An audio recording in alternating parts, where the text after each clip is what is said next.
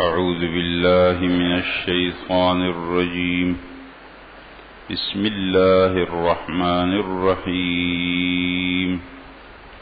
يا أيها الناس اتقوا ربكم إن زلزلة الساعة شيء عظيم. رب اشرح لي صدري ويسر لي أمري واحلل عقدة من لساني يفقه قولي. سبحانك لا علم لنا إلا ما علمتنا إنك أنت العليم الحكيم. اللهم ألهمنا رشدنا وأعذنا من شر أنفسنا.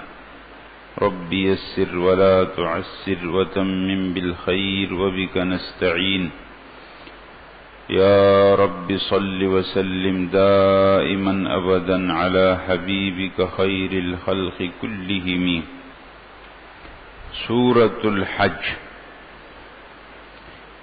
سورت کا نام سورة الحج ہے اور ترتیب میں یہ 22 نمبر پر سورت ہے اور نزول کے اعتبار سے 103 نمبر لکھا.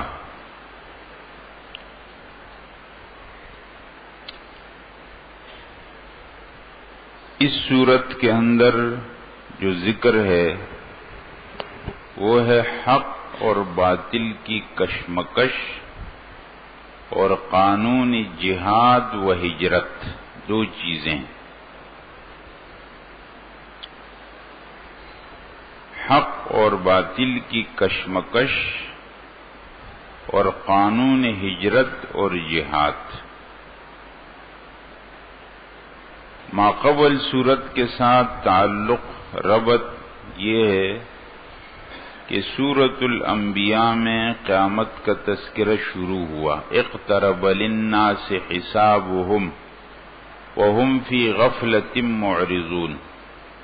اور اس سورت کا آغاز بھی قیامت کے تذکرے سے ہے. ان زلزلۃ الساعۃ شیء عظیم. دوسرا یہ ہے سورۃ الانبیاء کے آخر میں ذکر آیا کہ ان الارض یرثها عبادی الصالحون. میرے صالح بندے زمین کے وارث بنیں گے.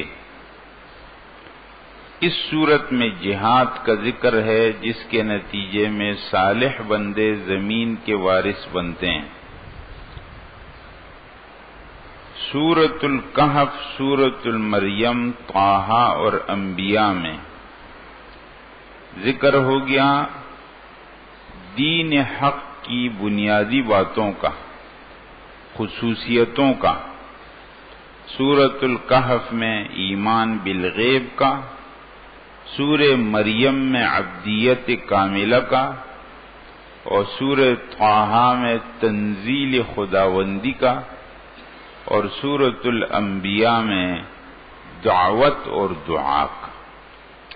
اب اس صورت میں ذکر ہے کہ جو اس حق دین کے ساتھ مقابلہ کرتا ہے، ضد کرتا ہے، عناد کرتا ہے، اس کا راستہ روکتا ہے، اس کے چلنے والوں کو اس پر چلنے نہیں دیتا ہے، تو ایسے وقت میں یہ دین اپنے ماننے والوں کو دو چیزوں کا حکم کرتا ہے. ایک کو ہجرت کہتے ہیں اور ایک کو جہاد کہتے ہیں. جس ماحول میں مسلمانوں کے لیے اللہ کے حق دین پر چلنا مشکل ہو جائے، وہ لوگ نہ چل سکیں، تو اگر ان میں یہ صلاحیت ہو کہ وہ اس طاغوت کے مقابلے میں کھڑے ہو جائیں، کیونکہ باطل کی غلامی قبول نہیں کرنی، تو یا تو اس طاغوت کے مقابلے میں کھڑا ہونا ہے تو اس کو جہاد کہا جاتا ہے، اور اگر اتنی طاقت نہیں تو پھر وہاں سے نکل کر کے کسی اور محفوظ مقام پر جانا ہے، اس کو ہجرت کہا جاتا. یہ دو چیزیں.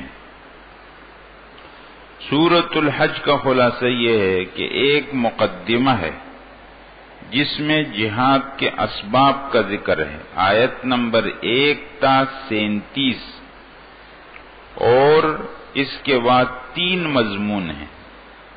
پہلا مضمون جہاد اور ایک شبے کا جواب، آیت نمبر 38 تا 57۔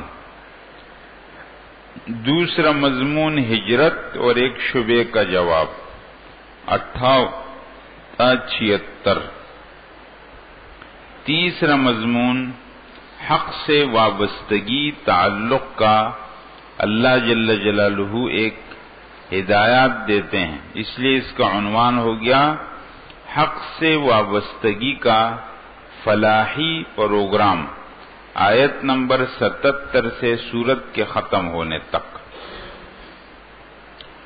مقدمہ ہے کہ جہاد کے اسباب کیا ہیں، مسلمان لوگ کیوں جہاد کرتے ہیں؟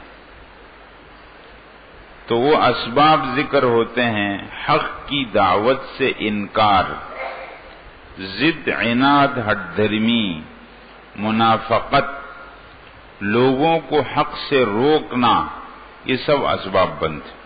اب آپ دیکھتے جائیں ذرا۔ یا ایھا الناس اتقوا ربکم، اے لوگو ڈرو اپنے رب سے، ان زلزلۃ الساعۃ، بے شک زلزلہ قیامت کا، شیء عظیم، بہت بڑی چیز ہے، یوم ترونہا، جس دن تم دیکھو گے اس کو، تذہل، بھول جائے گی، کل مرضعۃ، ہر دودھ پلانے والی عورت، عما ارضعت، اس کو جس کو دودھ پلاتی ہے، جبکہ بھول جائے گی دودھ پلانے والی اپنے اس بچے کو جس کو دودھ پلاتی ہے۔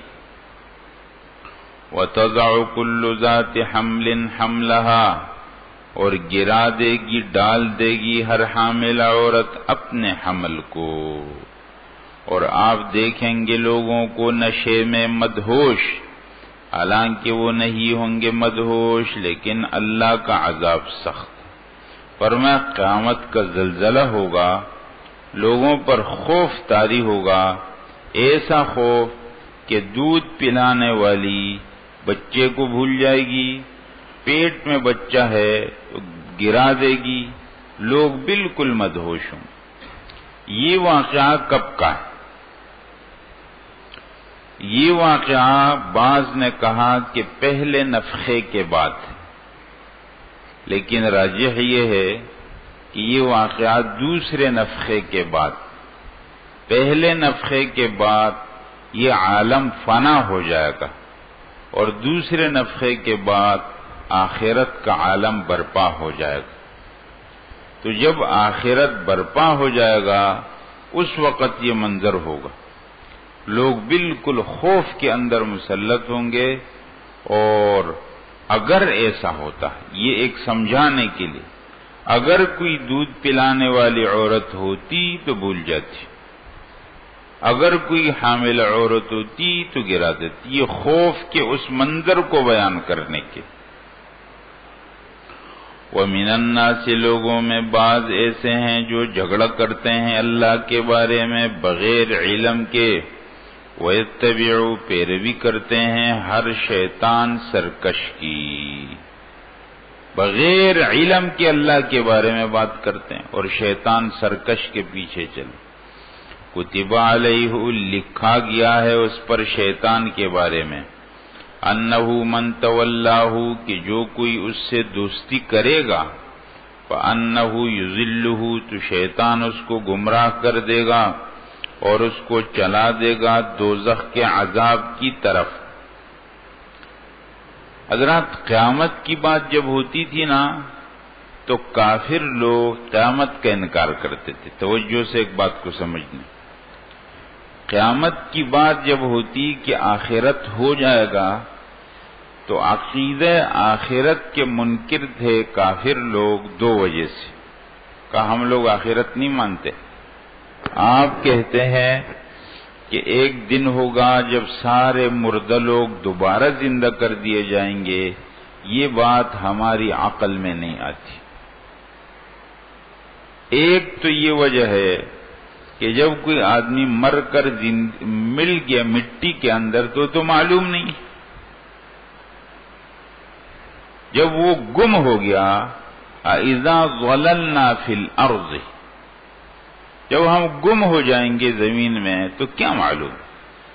حضرات کافی عرصے پہلے کی آپ قبریں کھود کر کے دیکھ لیں تو آپ کو نظر آ جائے گا کہ وہ تو مٹی میں مل چکے ہیں، تو معلوم نہیں ہے کہ اس کا ہاتھ کہاں پر ہے، پیر کہاں پر ہے، اس کا سر کہاں پر ہے. تو دوبارہ انسان پھر دوبارہ اسی شکل کے اندر دوبارہ کیسے آ جائے گا، یہ ہماری سمجھ میں نہیں. تو ایک علم کو رکاوٹ اور ایک قدرت، دو چیزیں رکاوٹ تھی. یعنی وہ معلوم نہیں ہے اور وہ مقدور نہیں ہے. آخرت کا انکار کرتے تھے دو وجہوں سے، کہ جو لوگ مٹی کے اندر مل کر گم ہو چکے ہیں تو اول وہ لوگ معلوم نہیں، اور نمبر دو پھر ان کا اسی انداز میں لانا یہ مقدور نہیں ہے، یعنی قدرت کے تحت نہیں آتا، یہ ناممکن ہے. اللہ جل جلالہ یہاں دو جواب دیتے. حضرت توجہ سے میں آپ کے سامنے بیان کرتا ہوں پھر ترجمہ کرتا ہوں. اللہ جل جلالہ نے انسانوں کی پیدائش کے مختلف مرحلے ذکر کی. مٹی سے نطفہ بنا، نطفے سے جمع ہوا خون بنا، جمے ہوئے خون سے پھر گوشت کا ٹکڑا بنا، پھر آگے بنا، پھر اس کے بعد دنیا کے اندر آیا، پھر اس کے بعد جوانی ہے، پھر بڑھاپا ہے، پھر مر گیا. زندگی کے ان مرحلوں کے اندر مسلمان اور کافر سب ان چیزوں کو مانتے ہیں، کوئی فرق نہیں، سب نے مانا. مٹی سے بنا ہو گیا، کہتے ہیں ہو سکتا ہے.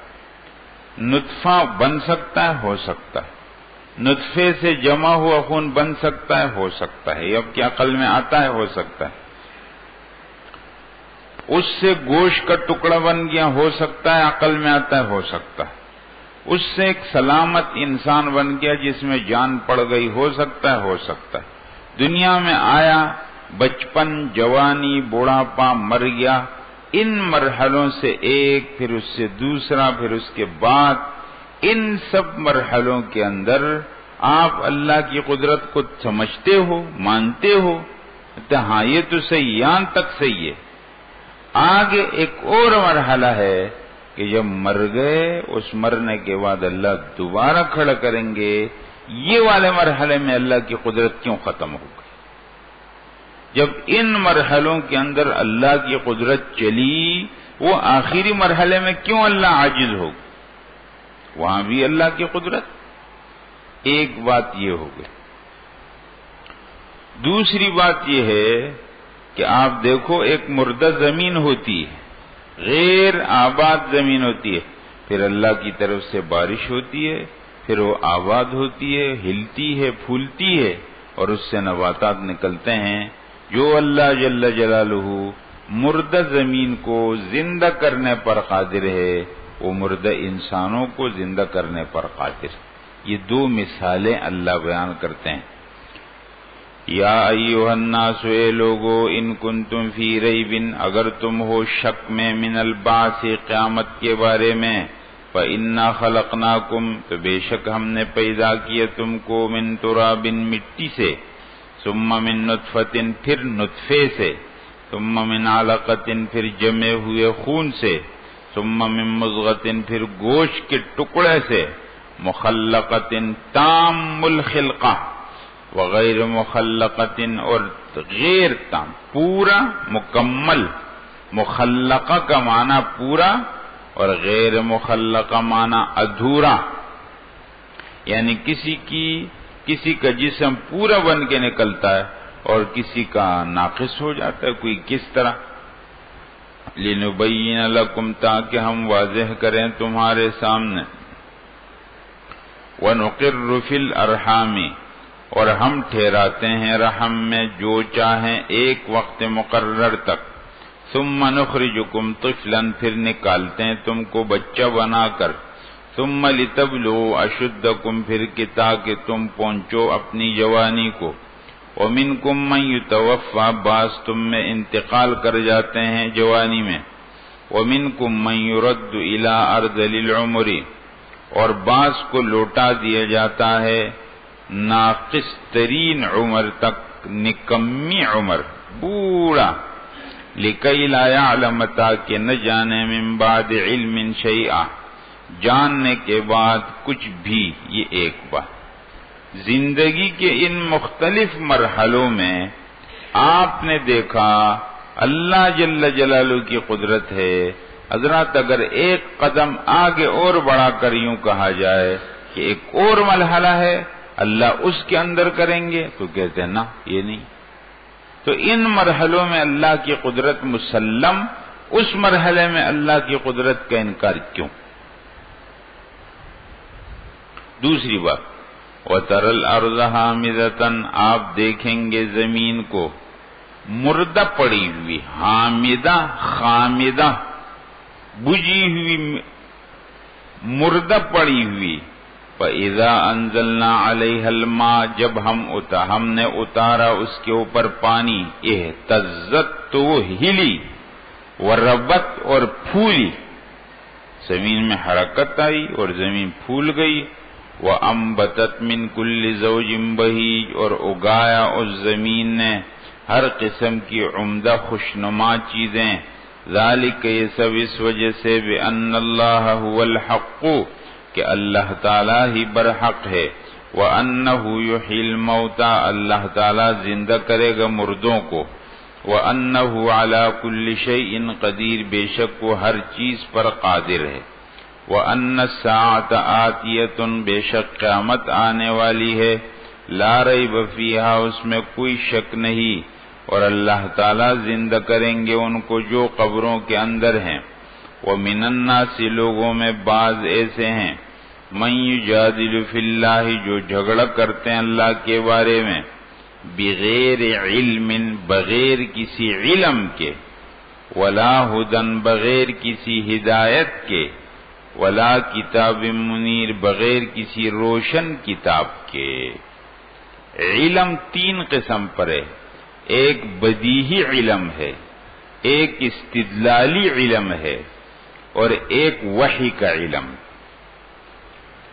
انسانوں کے پاس جو علم ہوتا ہے یا تو ایسا ہے کہ فوراً سمجھ میں آتا ہے، گرمی، سردی، دن، رات، جو چیزیں آدمی فوراً بغیر سوچے سمجھ لے اس کو بدیہی علم کہا جاتا، اور وہ جس کے لیے استدلال کرنا پڑے، کچھ ترتیب دینی پڑ جائے، ایک بات کو ثابت کیا جائے پھر وہ بات ثابت ہو جائے، مقدمات کے بعد ثابت ہو جائے، اس کو استدلالی علم کہا جاتا ہے۔ اور ایک وہ علم ہے جس میں آپ کو سوچ بچار نہیں، آپ کو بتا دیا جائے، وہ وحی کا علم۔ اس آیت کے اندر بتایا کہ لوگ اللہ کے بارے میں جھگڑا کرتے ہیں بغیر علم، اس سے مراد بدیہی علم، ولا ہدن، اس سے استدلالی علم، ولا کتاب منیر، بغیر روشن کتاب، وحی کا علم۔ یعنی لوگوں کے پاس کوئی علم نہیں ہے، علم کی ایک قسم بھی نہیں ہے، اور لگے ہوئے ہیں اللہ کے بارے میں بات کر رہے ہیں، جھگڑا کر رہے ہیں۔ حضرات یہی عنادی لوگ یہ سبب بنتے ہیں جہاد کا۔ ثانی عطفہ، منہ موڑتے ہیں اپنے پہلو کو، تاکہ لوگوں کو گمراہ کرے اللہ کے دین سے، راستے سے۔ لہو فی الدنیا خزی، ان کے لیے ہے دنیا میں رسوائی، ونذیقہ، اور ہم چکائیں گے ان کو قیامت کے دن جلانے والا عذاب۔ ذالک، سب اس وجہ سے، بما قدمت یداک، کہ جو آگے بھیجا تمہارے ہاتھوں نے، اور نہیں اللہ تعالی ظلم کرنے والے اپنے بندوں پر۔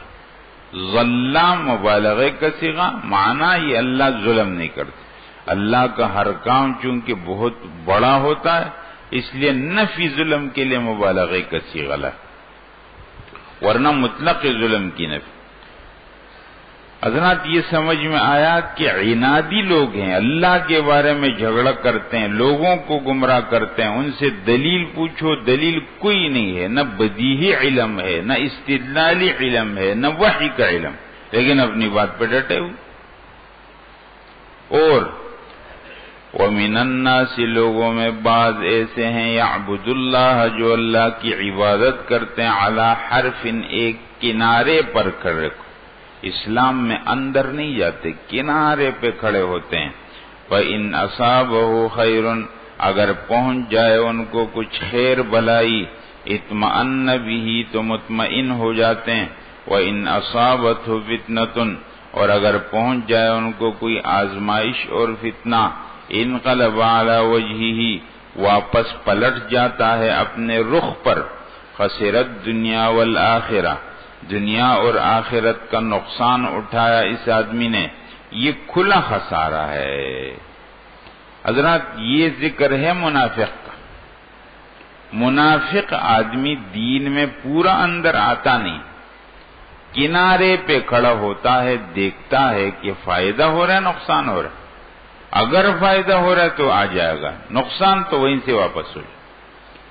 جو پارہ نمبر 1 کے اندر آیا تھا کہ کلما اضاء لهم مشوا فیہ واذا اظلم علیہم قام، روشنی ہوتی ہے تو چلنے لگتے ہیں، اندھیرا ہوتا ہے تو رک جاتے ہیں۔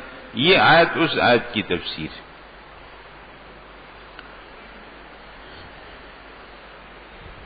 یدعو من دون اللہ پکارتے ہیں اللہ کے سوا ایسی چیز کو ما لا یضرہ وما لا ینفعہ جو نہ ان کو ضرر دے نہ ان کو فائدہ دے، ذالک هو الضلال البعید یہ دور کی گمراہی ہے۔ یدعو پکارتے ہیں لمن ضرہ اقرب من نفعہ جس کا نقصان زیادہ ہے اس کے فائدے سے، لبئس المولا ولبئس العشیر بہت ہی برا آقا اور بہت ہی برا ساتھی ہے۔ حضرات یہ 2 آیتیں اس کے اندر بیان ہے شرک کا، کہ اللہ کے بارے میں جھگڑے اور اللہ کے سوا ایسے باطل خدا بنائیں کہ جو مالک نہ نفع کے نہ نقصان کے۔ یدعو من دون اللہ ما لا یضرہ وما لا ینفعہ اس غیر اللہ سے نفی ہے نفع کی اور نفی ہے کس کی؟ ضرر کی۔ لیکن اگلی آیت کے اندر فرمایا یدعو لمن ضرہ اقرب من نفعہ جس کا ضرر اس کے نفع سے زیادہ قریب ہے۔ اس کا مطلب یہ کہ ضرر ہے۔ 2 آیتوں میں بظاہر ٹکراؤ، ایک آیت میں ان سے ضرر اور نفع کی نفی ہے۔ حضرات توجہ سے سونا نہیں، توجہ سے بیٹھ جاؤ۔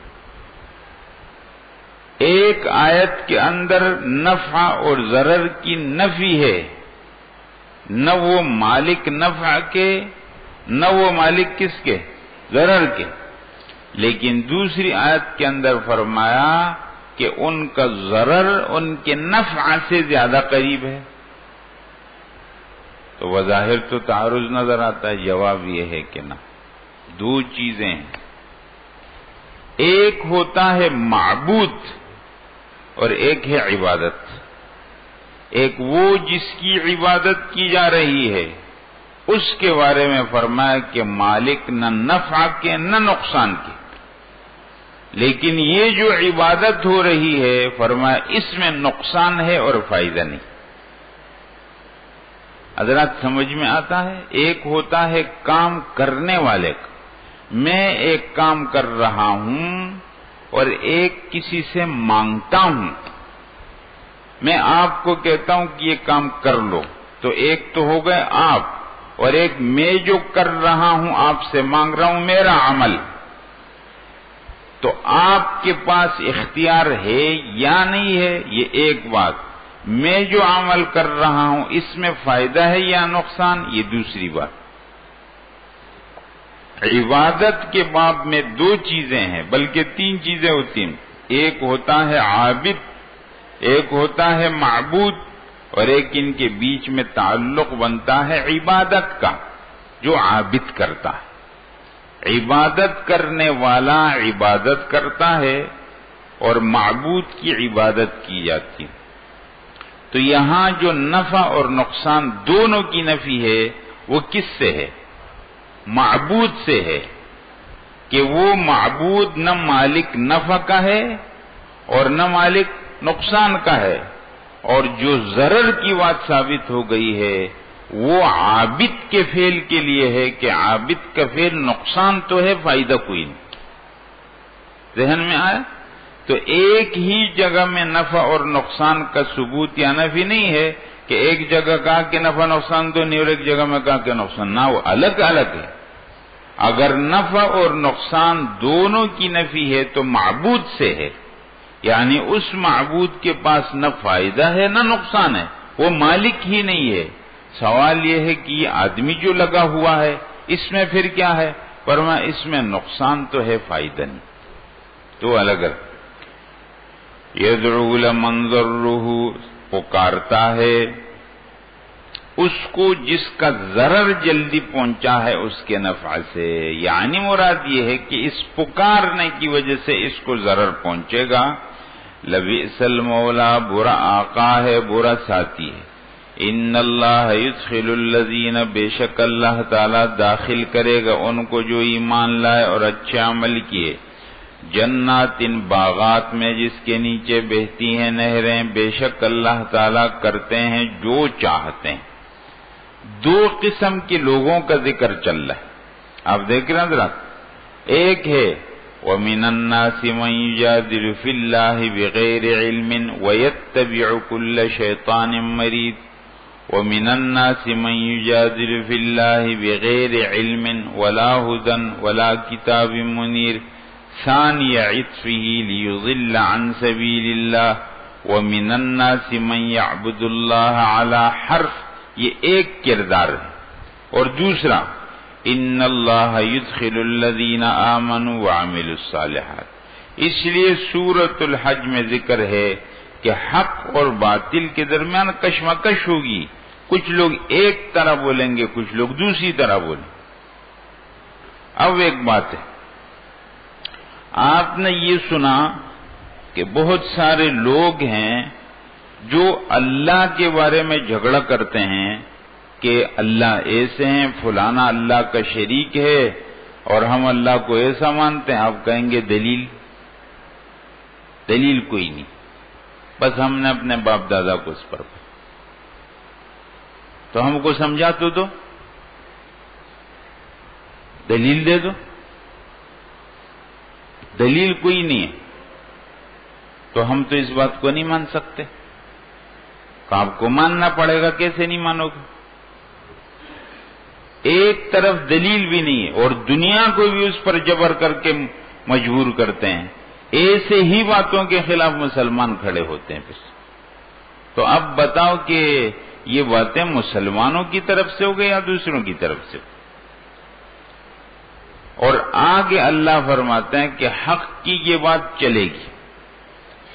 یہ بات دنیا کو معلوم ہونی چاہیے کہ مسلمان حق سے ہٹیں گے نہیں. مسلمانوں کو حق سے ہٹنے کی اجازت نہیں. مر جائیں گے لیکن حق سے نہیں ہٹیں گے. اپنا وطن چھوڑ دیں گے لیکن حق سے نہیں ہٹیں گے. حضرات یہی وہ پختہ نظریہ ہے جس کی وجہ سے دنیا کے اندر اسلام پھیل رہا، دن بدن آگے جا رہا. کیوں؟ اور لوگوں کے پاس کوئی نظریہ نہیں، اور لوگوں کے سامنے صرف ظاہر نظر آنے والی دنیا. اس لیے باہر دنیا کے اندر جو کہا جا رہا ہے کہ مسلمانوں کی آبادی بہت تیزی سے بڑھ رہی ہے اور ان ملکوں کے اندر، فرانس، جرمنی، ان ملکوں کے اندر کہتے ہیں کہ مسلمانوں کی آبادی دوسرے کس نمبر پر آ چکی. اور امریکہ کے اندر بھی کہتے ہیں بہت تیزی کے ساتھ مسلمان آگے جا رہے، اس لیے کہ ان کے اندر تو خاندان کا نظام نہیں. مسلمانوں میں خاندان کا نظام ہے تو اس لیے آبادی بڑھ رہی ہے. پھر یہ ہے کہ ان لوگوں کے پاس زندگی کا کوئی حل نہیں. عیش و عشرت کرتے ہیں جب ان کی عیش و عشرت کی سب منزلیں ختم ہوتی ہیں، سٹیج ختم ہوتے ہیں، پھر وہ سوچنے لگتے ہیں کہ اب کیا کریں۔ جو عیاشیاں کرنی تھی وہ تو کر لی، جتنے چکر لگانے تھے وہ تو لگا لیے، جتنے قسم کے شراب تھے وہ بھی پی لیے، اور جو کرنا ہو تو کر، اب کیا کریں۔ تو حضرات مایوس ہو جاتے ہیں، پھر سوچتے ہیں اب کہتے ہیں یہ زندگی تو بس، اب تو اس زندگی کا مزہ بھی نہیں، اب تو ہم تنگ آ گئے ہیں زندگی میں، اس لیے حضرات وہ لوگ خودکشیاں کرتے۔ سوئٹزرلینڈ کے اندر موت کی سیاحت، ڈیتھ ٹورزم، یہ آپ لوگ دیکھ سکتے ہیں۔ وہ ایسے لوگوں کے انٹرویو اس کے اندر موجود ہے کہ لوگ آ رہے ہیں دنیا سے سوئٹزرلینڈ میں، بڑے بڑے ہوٹل ہیں، 5 اسٹار ہوٹل ہیں، اور بڑی بڑی گاڑیوں کے اندر دنیا کے مالدار ترین رئیس ترین لوگ آ رہے ہیں اور اپنی موت کا وقت لے رہے ہیں، اور ان کو جدید انداز کے اندر مارا جاتا ہے، ایسا طریقہ کہ ان کو تکلیف بھی نہ ہو جائے اور وہ مر جائے۔ خودکشی کے ایسے جدید طریقے ایجاد ہو گئے، اور حضرات لوگ آ رہے ہیں، ان کو ٹائم ملتا ہے، کسی کو 2 مہینے کا، کسی کو 3 مہینے کا، وہ ان ہوٹلوں کے اندر ٹھہرتے۔ یہ دیکھ رہے ہیں حضرات یہ انجام۔ اس لیے ان لوگوں کو جب پھر اسلام کی تعلیمات ملتی ہیں تو فوراً ان کو سمجھ میں آ جاتی۔ ہم لوگوں کو اتنی نہیں سمجھ میں آتی، کیونکہ مریض آدمی کو جب دوا ملتی ہے تو اس کو بہت سمجھ میں آتی۔ تو ہم لوگوں کو تو مفت میں ملا ہوا ہے نا، اللہ ہم کو بچائے حضرات، ہماری نالائقی کی وجہ سے اللہ ہم کو محروم نہ کر دے۔ اور وہ لوگ آ رہے ہیں بہت، اور جب آتے ہیں پھر ایسا نہیں ہوتا، کچا نہیں ہوتا، وہ بالکل پکے چلتے ہیں، وہ بالکل مضبوط چلتے ہیں۔ تو وہ تو اللہ کا حق دی، سو کون روک سکتا؟ اس لیے حضرات ہم لوگ اگر ڈھیلے ہو گئے تو بہت خطرہ ہے۔ اللہ کا یہ قانون ہے کہ اللہ پھر ہٹا کر کے دوسرے لوگ لے۔ اس لیے جو ہم لوگ نسلی لوگ ہیں نا مسلمان، ہم لوگ اسلام کی ناقدری کرتے ہیں، اور جب ناقدری کریں گے تو یہ خطرہ ہے۔ اللہ حضرات ہم تو اللہ سے دعا کرتے ہیں، ڈرتے ہیں کہ اللہ ہم کو محروم نہ کر دے بس۔ ہاں، اللہ کے حق دین پر پورے اعتماد کے ساتھ چلنا، گھبرانے، پریشان ہونے، تردد کے اندر پڑنے، شک کے اندر پڑنے کی کوئی ضرورت نہیں ہے۔ حق ہے یہی، اور راستہ ہی نہیں ہے بھائی، ادھر کدھر چلیں گے؟ اور یہ 2 طبقوں کا ذکر ہو گیا۔ اب جو لوگ ہیں نا وہ کہتے تھے کہ یہ حق کی تعلیمات کو ہم روک دیں گے، ہم ان کو چلنے نہیں دیں گے۔ اللہ ایک بات ذکر کرتے، حق کی تعلیمات نہیں رکیں گی، کوئی خوش ہو یا نہ خوش ہو، حق کی تعلیمات چلیں گی۔ اگر کوئی کہتا ہے کہ اس سلسلے کو ختم کر دیا جائے تو ایسا کر لے کہ آسمان پر چلا جائے اور وہاں سے وحی کے سلسلے کو کاٹ دے۔ اگر کر سکتے ہو تو کر لو، ایک۔ دوسرا، یہ سلسلہ رکے گا نہیں، اللہ کا حق دین ہے، اللہ کا یہ وعدہ ہے کہ اللہ اپنے دین کو، اپنے نور کو پورا کر کے رہیں گے۔ یہ اللہ کا دین ہے، یہ تو رہے گا۔ اگر کوئی کہتا ہے کہ نہ یہ تو نہیں ہوگا، تو وہ اپنے چھت، جو مکان کی چھت ہے نا، وہاں رسی لگا کر کے اپنا گلا گونٹ لے، اور اپنے غصے کو ٹھنڈا کرنے کا یہی ایک علاج ہے، اور کوئی علاج نہیں۔ اگر وہ یہ کہتا ہے کہ حق ختم ہو جائے تو حق ختم نہیں ہو۔ یہ بات اللہ سے، من کان یظن ان لن ینصرہ اللہ، جو یہ گمان کرتا ہے کہ اللہ اپنے پیغمبر کی مدد نہیں کریں گے، فَلْيَمْدُدْ بِسَبَبٍ إِلَى السَّمَاءِ. حضرات توجہ سے آپ کو تو چاہیے کہ وہ لمبی کر لے، لٹکا لے ایک رسی آسمان تک. ثم ليقطع، پھر کاٹ دے وحی کے سلسلے کو. فَلْيَنْظُرْ، پھر دیکھے. هَلْ يُذْهِبَنَّ كَيْدُهُ، کہ کیا دور کر دیتی ہے اس کی تدبیر، ما یغیظ، اس بات کو جس سے یہ ناخوش. اگر کوئی کہتا ہے پیغمبر کی مدد نہ ہو، آسمان تک رسی لٹکا لے، وہاں وحی کا سلسلہ ختم کر دے اور اپنے غصے کو ٹھنڈا کر دے. ایک دوسرا مطلب فَلْيَمْدُدْ بِسَبَبٍ إِلَى السَّمَاءِ، چاہیے کہ وہ لٹکا لے رسی اپنے چھت تک. سما چھت کو بھی کہا جاتا ہے. ثُمَّ لْيَقْطَعْ، پھر کاٹ دے اپنی گردن. پھر دیکھے هَلْ يُذْهِبَنَّ كَيْدُهُ، کہ کیا دور کر دیتی ہے اس کی تدبیر، ما یغیظ، اس چیز کو جو اس کو غصہ دلاتی ہے. معنی یہ ہے کہ اللہ اپنے دین کو، حق کو، نور کو پورا کر کے رہیں گے. اگر کسی کو اس سے کچھ تکلیف ہے، ناخوش ہے، تو وہ اپنے غصے کو ٹھنڈا کرنے کا کوئی انتظام کر لے. وَكَذَلِكَ أَنزَلْنَاهُ آيَاتٍ بَيِّنَاتٍ، اسی طرح ہم نے اتاری ہے واضح آیتیں، اور بے شک اللہ تعالی ہدایت کرتا ہے جس کو چاہتا ہے. ان الذین آمنوا، یہ پھر دو لوگوں کا ذکر آتا ہے، دو فریق. کشمکش کی بات چل رہی ہے نا، تو وہی ان الذین آمنوا، بے شک وہ لوگ جو مومن ہیں، والذین ہادوا، اور جو یہودی ہیں، والصابئین، جو عیسائی ہیں، والصابئین، جو صابئی ہیں، والنصارى، جو عیسائی ہیں، والمجوس، اور جو آتش پرست ہیں، والذین اشرکوا، اور جو لوگ مشرک ہیں. ان اللہ یفصل بینہم، بے شک اللہ تعالیٰ فیصلہ کرے گا ان کے درمیان قیامت کے دن. بے شک اللہ تعالیٰ ہر چیز پر گواہ ہے، شاہد. ان سب کا فیصلہ ہو جائے.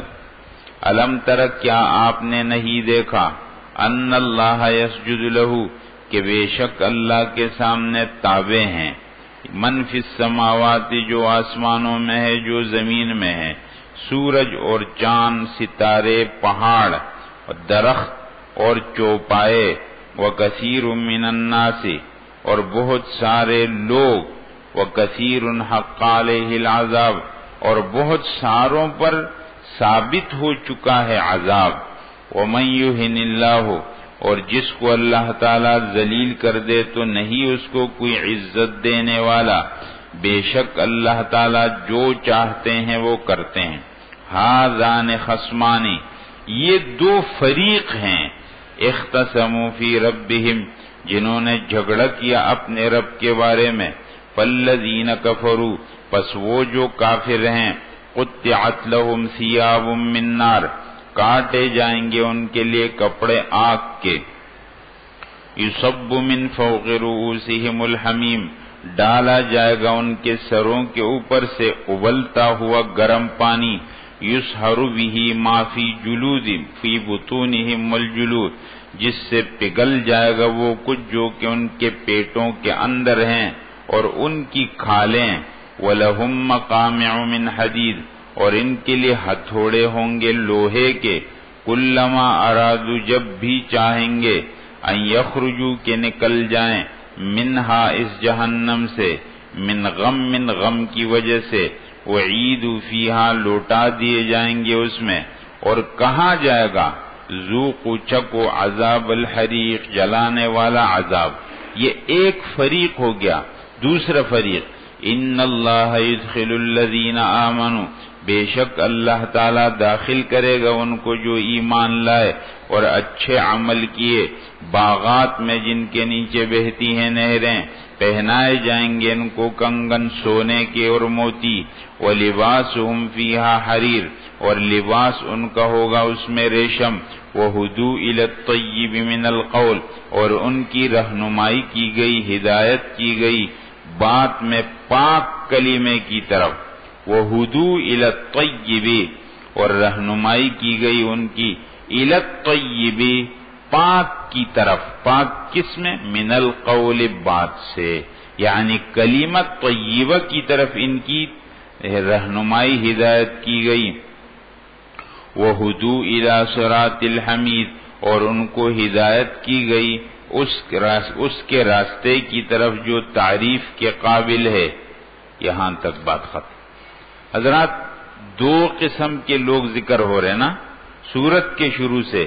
وَمِنَ النَّاسِ مَن يُجَادِلُ وَمِنَ النَّاسِ مَن يُجَادِلُ ثَانِيَ عِطْفِهِ وَمِنَ النَّاسِ مَن يَعْبُدُ اللَّهَ عَلَى حَرْفٍ هَذَانِ خَصْمَانِ اخْتَصَمُوا فِي رَبِّهِمْ فَالَّذِينَ كَفَرُوا إِنَّ اللَّهَ يُدْخِلُ الَّذِينَ آمَنُوا. یہ سب دو فریق کا ذکر چل رہا ہے. یہی اختلاف، حق اور باطل کا کشمکش، یہی سبب بن جاتا ہے جہاد. آگے اور ذکر ہے، ان الذین کفروا، بے شک وہ لوگ جو کافر ہیں، ویصدون، اور روکتے ہیں، عن سبیل اللہ، اللہ کے دین سے، والمسجد الحرام، اور مسجد حرام سے، جس کو ہم نے برابر بنایا لوگوں کے لیے. برابر ہے اس کے اندر العاکف فیہ، اس میں رہنے والا، والباد، اور باہر سے آنے والا، یعنی حرم کے اندر وہاں کے رہائشی اور باہر دنیا سے آنے والے، ہم نے سب کو باہر بنا، برابر بنا. ومن یرد فیہ، اور جو ارادہ کرے حرم کے اندر بالحاد، گمراہی کا، کس طرح؟ بظلم، ظلم سے، نذقہ من عذاب علیم، ہم چکائیں گے اس کو عذاب دردناک. تو یہ ایک اور ذکر ہو گیا. جو لوگ کفر کرتے ہیں، لوگوں کو اللہ کے دین سے روکتے ہیں، مسجد حرام سے لوگوں کو روکتے ہیں، اس کے اندر الحاد کرتے ہیں. حضرات، یہی تو اسباب بنتے ہیں جہاد. وَإِذْ بَوَّأْنَا لِإِبْرَاهِيمَ مَكَانَ الْبَيْتِ، اور جب ہم نے ٹھکانہ بنا دیا ابراہیم علیہ السلام کے لیے بیت اللہ کی جگہ کو، یہ کہ شریک نہ بناؤ میرے ساتھ کسی کو، اور پاک کرو میرا گھر، طواف کرنے والوں کے لیے، کھڑے ہونے والوں کے لیے، رکوع سجدہ کرنے والوں کے لیے. وَأَذِّن فِي النَّاسِ، اور اعلان کیجئے لوگوں کے اندر حج کا. کتاب الحج میں نے کہا تھا نا، وہ آیتیں اور یہ آیتیں. اور آپ اعلان کر دیجئے لوگوں میں حج کا. آئیں گے لوگ رجالن، پیدل، وعلی کل ضامر، اور ہر دبلی اونٹنی پر، من کل فج عمیق، ہر دور دراز سے، لیشہدوا منافع لہم، تاکہ لوگ حاضر ہو جائیں اپنے منافع کے لیے، اور یاد کریں نام اللہ تعالی کا معلوم دنوں کے اندر ان جانوروں، مویشیوں پر جو اللہ تعالیٰ نے ان کو نصیب کیے ہیں. حضرت ابراہیم علیہ السلام کو اللہ نے حکم کیا کہ آپ اعلان کریں. حضرات، اس وقت تو مکہ بھی آباد نہیں تھا پوری طرح، انہوں نے اعلان کر دیا. یہ آواز دور دور تک پہنچی، اور دور دور تک کیا پہنچی کہ ان لوگوں تک پہنچی جو اب تک پیدا بھی نہیں ہوئے تھے. اور جس نے لبیک کہا ہے وہ وہاں چلا جائے. اس لیے حضرت ابراہیم علیہ السلام نے ایک مکان کو آباد کیا. اب کچھ لوگ اس مکان کی آبادی میں رکاوٹ بن رہے ہیں اور اوروں کو ادھر آنے نہیں دیتے. تو وہی پھر بات ہو کہ وہ جہاد کے اسباب بن گئے. حج کے والے سے باتیں چلتی. ایک یہ ہے کہ لوگ آئیں گے دور دراز سے اپنے منافع کے لیے. حج کے اندر بہت سے فائدے ہیں حضرات، معاشی فائدے ہیں اور تعلقات پیدا ہوتے ہیں، اللہ کی عبادت اپنی جگہ، دنیاوی فائدے اس کے اندر. اور جانوروں پر اللہ کا نام لے لیں گے، ذبح کریں گے. آگے فرمایا فَكُلُوا مِنْهَا، کھاؤ اس سے، وَأَطْعِمُوا الْبَائِسَ الْفَقِيرَ، اور کھلاؤ بدحال فقیر کو، یعنی جو قربانی کرو، ذبح کرو، اس کے اندر حصہ دے دو.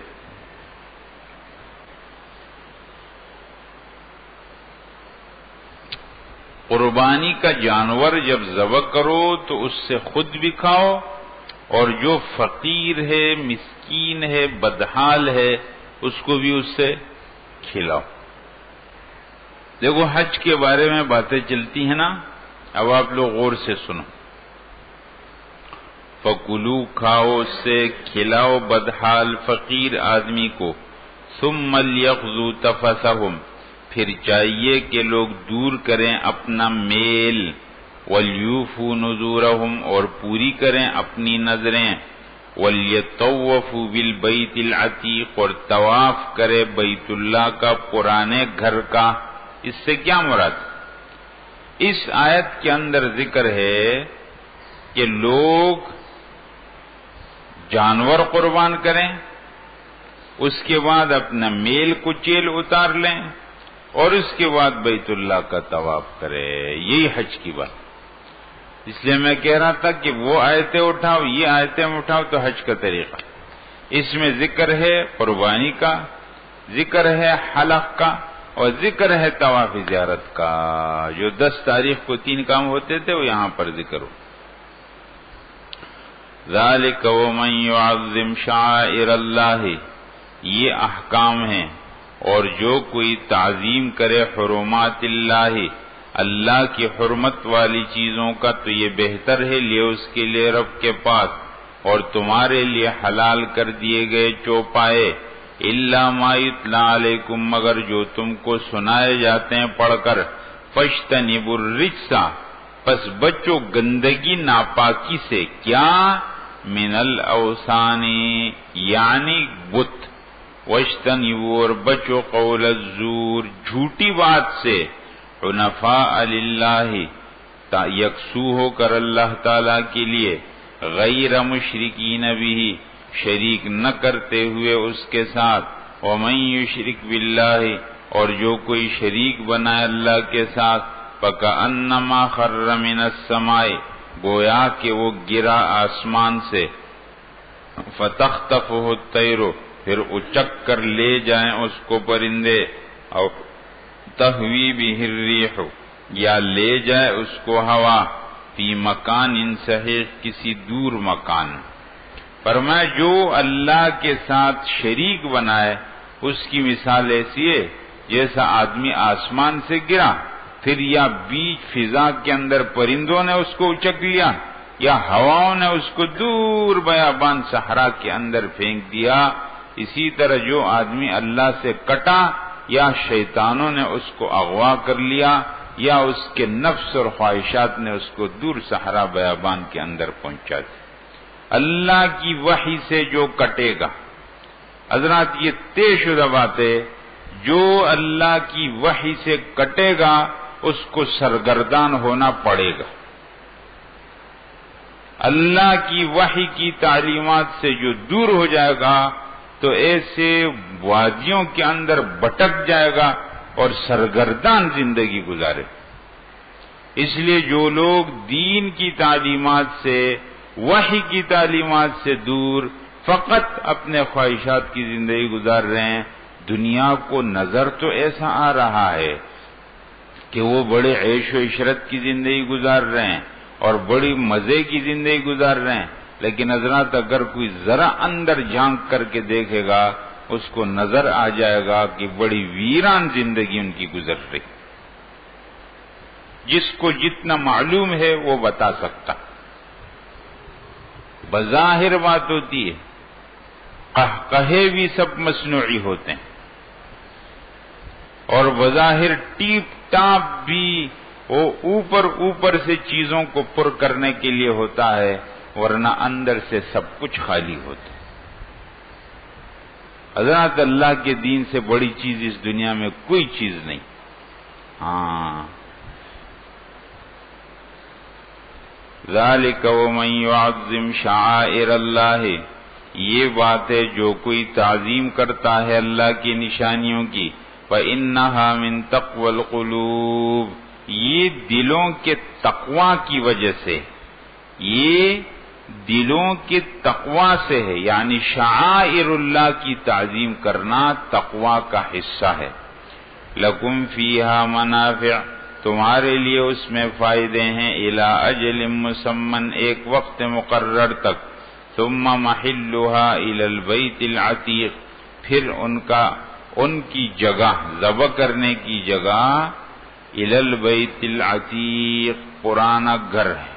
وَلِكُلِّ أُمَّةٍ جَعَلْنَا، ہر امت کے لیے ہم نے مقرر کیا ہے منسکن، قربانی، لِيَذْكُرُوا اسْمَ اللَّهِ، تاکہ یاد کریں لوگ اللہ تعالیٰ کا، عَلَى مَا رَزَقَهُم مِّن بَهِیمَةِ الْأَنْعَامِ، ان جانوروں پر جو اللہ تعالیٰ نے ان کو نصیب کی ہیں، ان پر نام لے لیں۔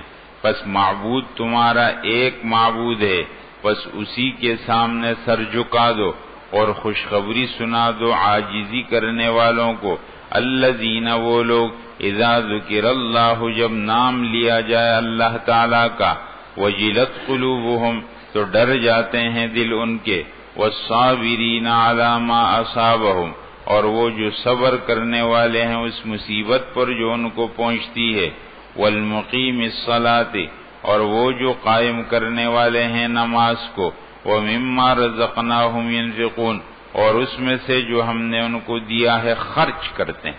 یہ دیکھو ایمان والوں کی صفات، ھدی للمتقین کے ضمن میں آیا تھا، یہاں بھی یہ صفات ہے۔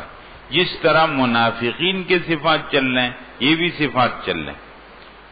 وَالْبُدْنَ جَعَلْنَاهَا لَكُمْ، اور جانور کا قربانی ہم نے بنا دی ہے تمہارے لیے شعائر اللہ سے۔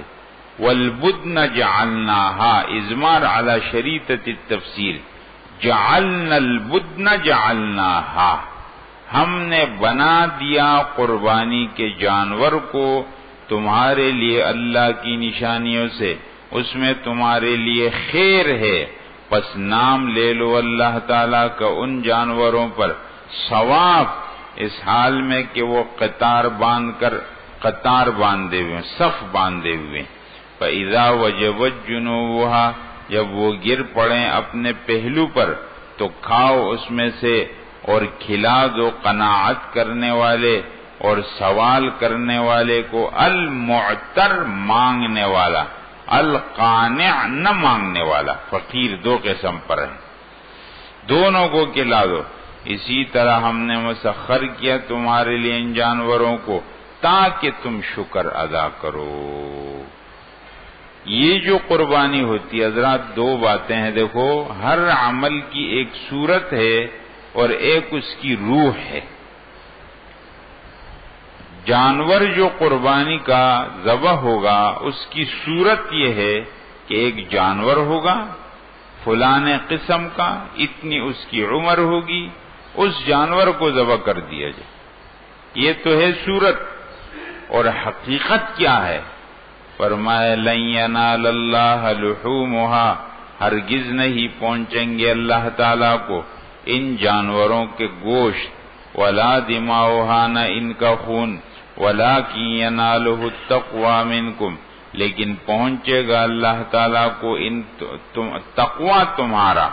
کذالک سخرھا، اسی طرح اللہ تعالیٰ نے مسخر کر دیا تمہارے لیے تاکہ تم اللہ کی بڑائی بیان کرو، جیسا کہ اس نے تم کو طریقہ بتایا، اور خوشخبری دے دو نیکی کرنے والوں کو اللہ کی بڑائی، یعنی جب اس کو جانور کو ذبح کرو تو اس پر اللہ کا نام لے لو، بسم اللہ، اللہ اکبر، تو اس میں جانوروں کی قربانی کا ذکر آ گیا حج کے حوالے سے۔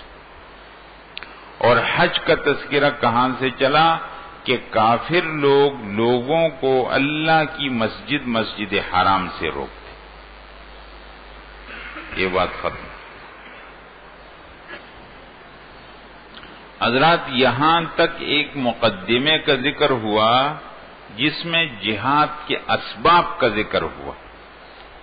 ہر بات کو غور سے سمجھنا چاہیے کہ جہاد اگر مسلمان کرتے ہیں تو مسلمانوں کے ذہنوں میں یہ نہیں ہے کہ کسی خاص علاقے کی بالادستی، کسی خاص رنگ کی بالادستی، نہ، دنیا کے اندر اللہ کا حق دین ہے، اللہ کی مخلوق ہے، اللہ اس ساری مخلوق کا خالق ہے، ان مخلوق کو اس خالق تک پہنچنے کا راستہ کھلا ہونا چاہیے۔ اس میں جو لوگ رکاوٹیں ڈالتے ہیں خود بھی نہیں کرتے، اور اللہ کی مخلوق کو آزادی کے ساتھ اللہ کے اس حق دین پر نہیں چلتے، بلکہ باطل کے اندر ان کو باندھ دیتے ہیں، مجبور کر دیتے ہیں، ایسے ہی لوگوں کے خلاف مسلمان جہاد کرتے ہیں، اور یہ اللہ کا حکم ہوتا ہے، اپنے لیے اس میں کچھ بھی نہیں کرنا، یہ تو اللہ کا حکم ہے۔ جس طرح کہ ہر حکومت اپنے ملک کے اندر باغیوں کے خلاف کارروائی کو اپنا حق سمجھتی ہے، اللہ جل جلالہ کا حکم ہے، کچھ لوگ اللہ کی بغاوت پر اترے ہوئے ہیں، ان باغیوں کے خلاف کارروائی کو جہاد کہا جاتا ہے۔ اگر ایک ملک کے ٹکڑے میں باغیوں کے خلاف کارروائی ٹھیک ہے، اللہ جل جلالہ کی زمین پر ایسے باغی لوگ جو اللہ کی مخلوق کو فقط اپنے جبر اور ڈنڈے کے زور پر باطل پر چلا رہے ہیں، تو ایسے زور کے خلاف مسلمان کھڑے ہوتے ہیں، اس کو جہاد کہا جاتا ہے۔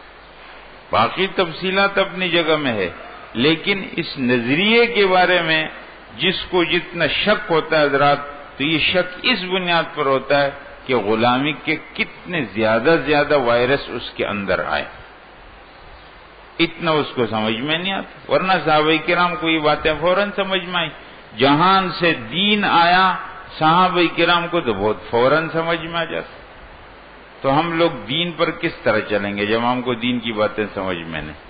میں کہہ رہا ہوں فکری اعتبار سے اس گمراہی کے اندر مبتلا نہیں ہونا چاہیے۔ دین کے کسی بھی حکم کے بارے میں، دین کا کوئی بھی حکم ہو، قرآن کی کسی آیت سے کوئی بات ثابت ہو، صرف جہاد نے کوئی بھی، جب آ گیا کہ اللہ کی کتاب میں ہے، رسول اللہ صلی اللہ علیہ وسلم کی زندگی میں ہے، صحابہ کرام سے ثابت ہے، حضرات آج کے بہت خوبصورت الفاظ اور بہت خوبصورت فلسفوں سے وہ دین سے نکل نہیں سکتا ہے، وہ دین میں رہے گا، وہ دین کا حصہ ہے۔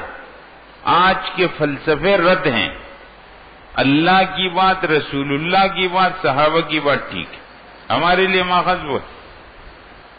اب دو مضمون آپ کے سامنے آتے ہیں حضرات، ایک مضمون ہے جہاد کا، مسلمان لوگ جہاد کریں گے اور اس باطل کے مقابلے میں کھڑے ہوں گے۔ سوال یہ ہے کہ مسلمان لوگ جہاد کریں گے تو بہت کمزور ہیں اور باطل تو بہت زور کے اندر ہے، تو پھر فرمایا اللہ مسلمانوں کی مدد کریں گے۔ سوال یہ ہے کہ اللہ مسلمانوں کی مدد کیسے کریں گے؟ جواب یہ ہے کہ اللہ جل جلالہ نے آج سے بہت پہلے انسانیت کی تاریخ میں اسی طرح باغی لوگوں کو اپنی طرف سے مختلف طریقوں سے ہلاک کیا تھا۔ عاد، سمود، لوط علیہ السلام کی قوم، موسیٰ علیہ السلام کی قوم، یہ ساری قومیں اپنی اسی بغاوت کی وجہ سے تباہ ہوئی تھیں۔ آج کے زمانے میں اللہ تعالیٰ نے مسلمانوں کو ان ہواؤں کی جگہ اور ان زلزلوں کی جگہ اور ان چیخوں کی جگہ اور ان طوفانوں کی جگہ اور ان آندھیوں کی جگہ آج مسلمانوں کو اللہ تعالیٰ نے جہاد کا حکم کیا ہے انہی باغیوں کے مقابلے میں۔ پہلے اللہ نے ان باغیوں کو اپنے ہوا کی فوج بھیج کر کے ہلاک کیا تھا، اپنے طوفان کے بھیج کر کے ہلاک کیا تھا، زلزلے کی فوج بھیج کر کے ہلاک کیا تھا۔ یہ سب اللہ کی فوج ہے۔ وَمَا يَعْلَمُ جُنُودَ رَبِّكَ إِلَّا هُوَ، رب کے لشکروں کو وہی جانتا ہے۔ اللہ اپنے باغی کو کس لشکر سے ہلاک کرتا ہے آج کے زمانے میں، اور اس امت کے اندر اللہ تعالیٰ نے اپنا لشکر امت مسلمہ کو بنا دیا ہے۔ جس طرح پہلی صورتوں میں اگر ان باغیوں کو اللہ نے اس طریقے پر ہلاک کیا کسی کو کوئی اشکال نہیں ہوا، آج کے زمانے میں اس امت کے اندر اگر اللہ ان باغیوں کو اس طریقے سے ہلاک کرتا ہے تو اس میں کیوں اشکال ہے؟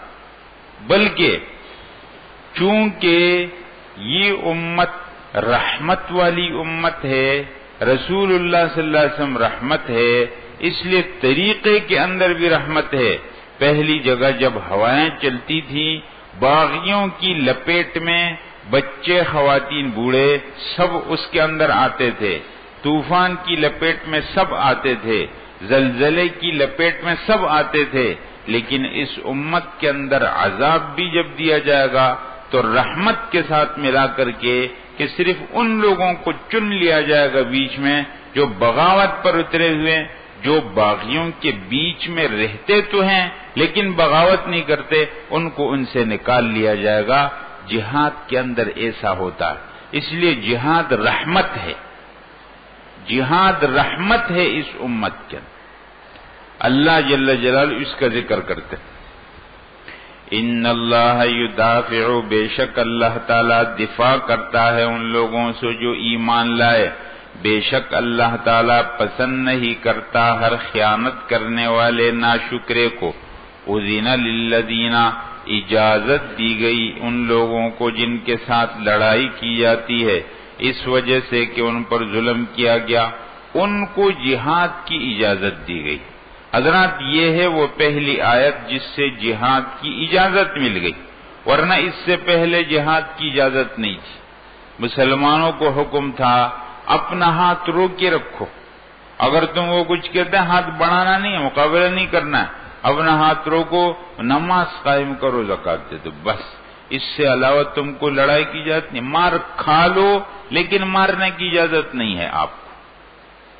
اب ہے دوسرا مرحلہ، اب اگر آپ کے ساتھ کوئی لڑائی کرتا ہے تم کو اس کے مقابلے میں لڑنے کی اجازت ہے، حکم نہیں ہے، نہ لڑو تمہاری مرضی، لڑنا چاہو تو گناہ نہیں ہو، اجازت۔ اذن للذین یقاتلون، اجازت دی گئی ان کو جن سے لڑائی کی جاتی ہے اس لیے کہ ان پر ظلم کیا گیا، بے شک اللہ تعالیٰ ان کی مدد پر قادر ہے۔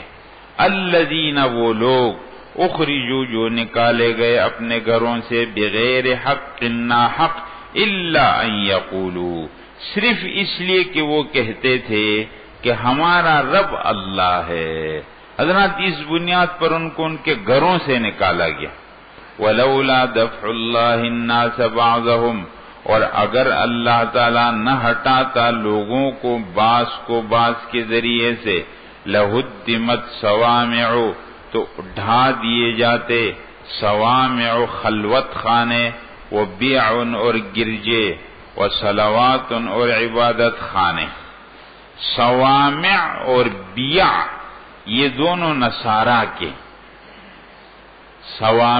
صومع جو ہوتا ہے یہ ان کے خاص جو رہبان ہوتے ہیں ان کا ہوتا ہے، اور بیع یہ عام گرجا ہوتا ہے، اور صلوات یہ یہودیوں کا عبادت خانہ ہے، ومساجد یہ مسلمانوں کا عبادت خانہ، مختلف قوموں کے عبادت خانے۔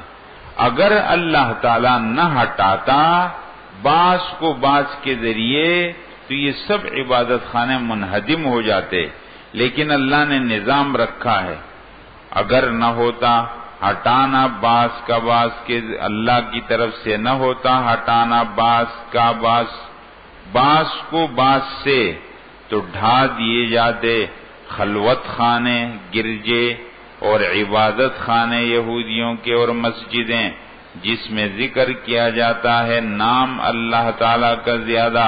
وَلَيَنْصُرَنَّ اللَّهُ، اور ضرور اللہ تعالی مدد کریں گے اس آدمی کی جو اللہ کے دین کی مدد کرتا ہے، بے شک اللہ قوی غالب ہے۔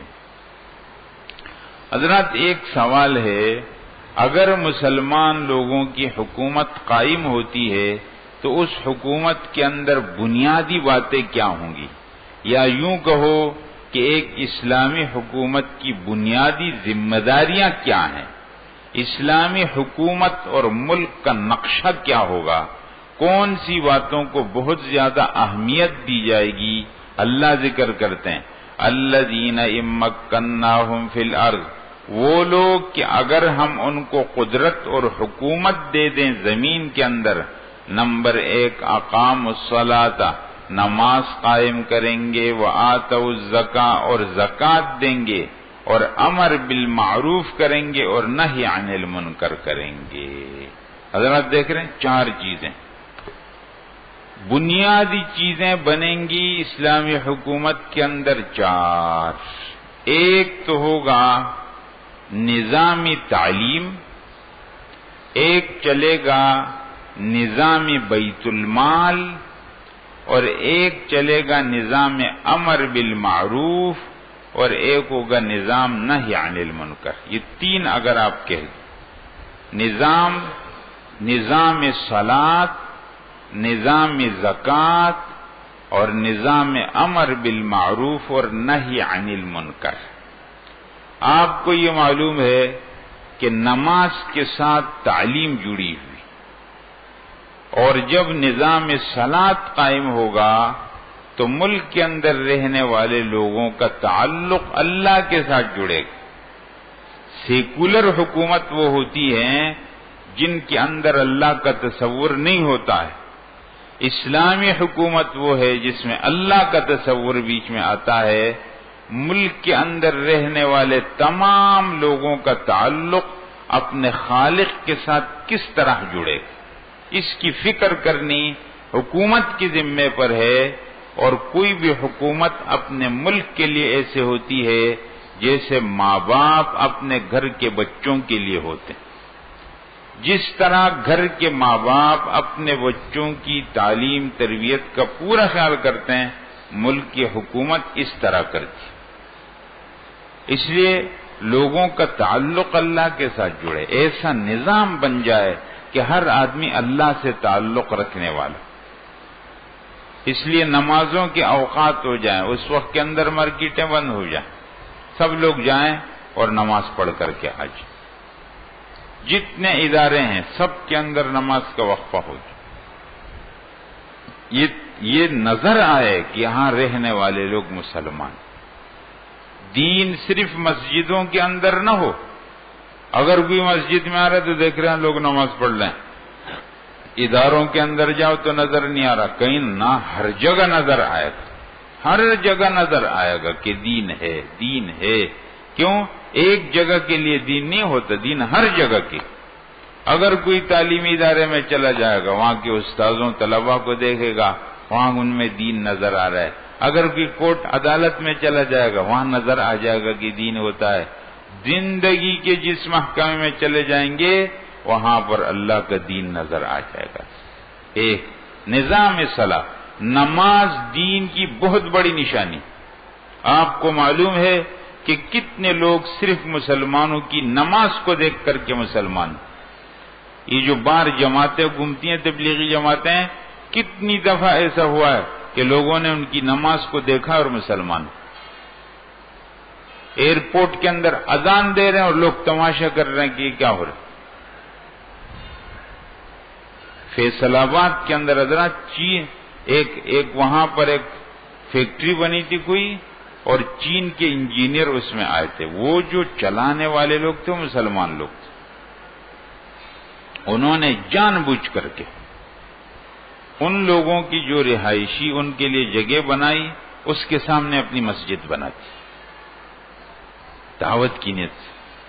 اب جتنا فیکٹری میں لوگ کام کر رہے ہیں، نماز کے وقفے ہو رہے، ترتیب ایسی بنا دی، جب وقفے ہو رہے ہیں چینی لوگ آ رہے ہیں اپنی جگہ کے اندر آرام کر رہے ہیں، اور مسلمان لوگ آ رہے ہیں وضو کر رہے ہیں، پھر نماز پڑھ رہے ہیں۔ کچھ دنوں تک تو انہوں نے تماشا کیا، تماشا کے بعد کہنے لگے کہ آپ لوگ کیا کرتے ہیں؟ تھوڑا سا وقفہ ہوتے ہیں، پھر آ کر کے چہرہ دھوتے ہیں، ہاتھ دھوتے ہیں، پاؤں دھوتے ہیں، پھر کھڑے ہو جاتے ہیں، پھر جھکتے ہیں، یہ کیا کہ ہوتا کیا؟ تو انہوں نے کہا کہ یہ ہمارے دین کے اندر ایک بہت اہم عبادت ہے، اس کو ہم لوگ نماز کہتے ہیں۔ چند دن تک انہیں ایسے دیکھا، کہتے ہیں کچھ دنوں کے بعد وہ چینی مسلمان۔ حضرات ہم تو یہ کہتے ہیں کہ اگر یہ امت ٹھیک طور پر نماز پر آ گئی تو کافروں کا بہت بڑا حصہ دین کے اندر آ جائے۔ ہاں، نظام صلاۃ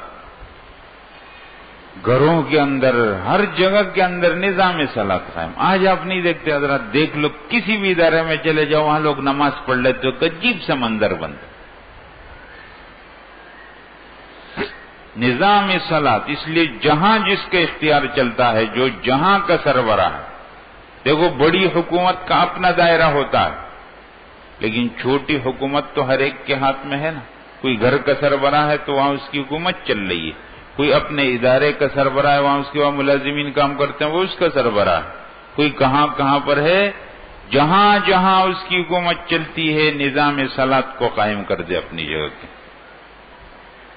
اور دوسرے نمبر پر نظام زکوٰۃ حضرت، بیت المال کا نظام ہے۔